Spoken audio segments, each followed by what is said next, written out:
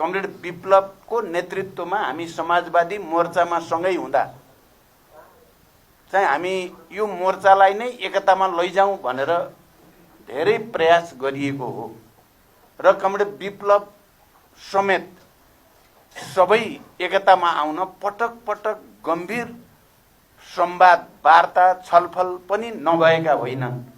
पछिल्लो पटक त झन्डै टुङ्गियो भन्ने बुझेको थिएँ मैले।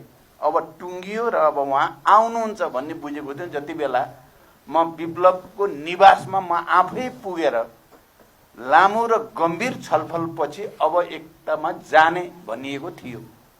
खुमलटारमा कमरेड प्रकाण्डलाई बोलाएर लामो र गम्भीर कुरा गरेपछि उहाँ निकै भावुक हुनुभयो, उठेर मलाई अङ्कमाल गर्नुभयो र अब हामी एक भइयो भन्नुभयो र तल गएर नै अब एकता हुने भयो भनेर मेरो अरू कार्यालयको कमरेडलाई